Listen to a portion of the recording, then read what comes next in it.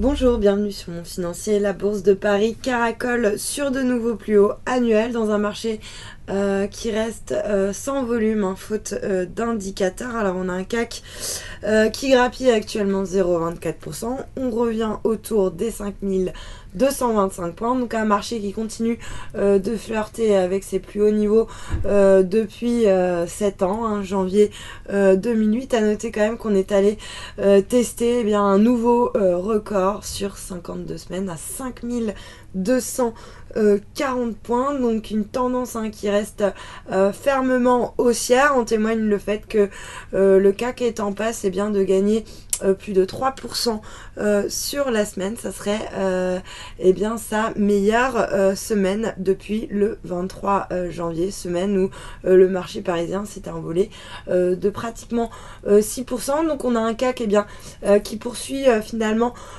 sur le même rythme de hausse, avec un gain de 23% depuis le 1er janvier, donc des gains quand même assez exceptionnels. Alors la tendance, bien sûr, elle reste soutenue par le QE de la BCE, et puis forcément la conséquence du QE, c'est la chute de l'euro qui pourrait du coup doper les résultats des entreprises françaises au premier trimestre. Et c'est justement la thématique que sont en train de jouer les investisseurs en ce moment même, avec une microéconomie qui domine le marché. On a par exemple Carrefour qui progresse de 2,2% à 32,75 €. Carrefour qui renoue avec ses plus hauts de 4 ans. Alors le numéro 2 mondial de la distribution vient de publier ses résultats du premier trimestre. Ils sont très bons, une croissance organique de 6,2%, un chiffre d'affaires qui est au-dessus des attentes, et puis justement un effet de change qui a été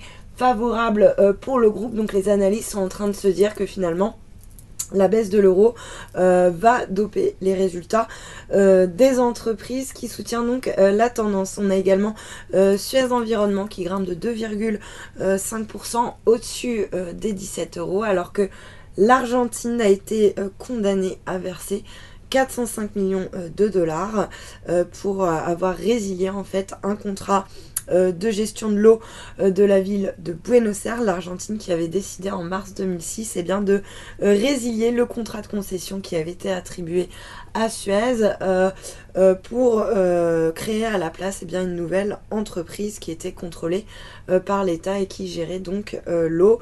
Donc Suez qui a remporté son procès. À noter également Eramet en lanterne rouge du SBF 120. Le titre est déclassé à neutre par Exane. Il perd actuellement plus de 3%. Puis à l'inverse, sur le SBF 120, on a Tarkett qui bondit de 3,44%.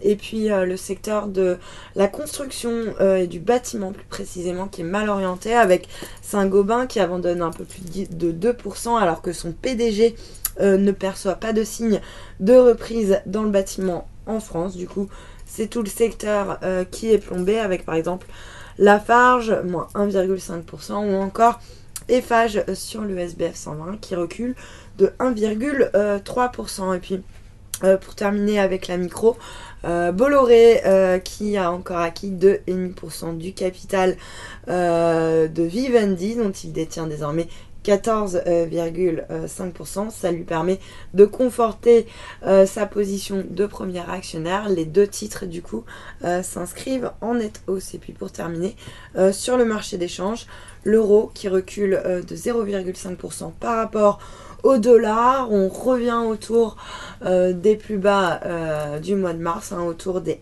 1,06. À noter que la monnaie unique chute également de 0,85% par rapport au yen. On revient à 127,45 yens. Et puis le dollar, lui, en revanche, il recule également par rapport à la devise japonaise, moins 0,3% à 120,15 yens. Donc c'est encore la devise japonaise qui se renforce face aux autres devises, et ce pour la deuxième séance consécutive. Voilà pour le point marché. Restez avec nous. Très bonne journée.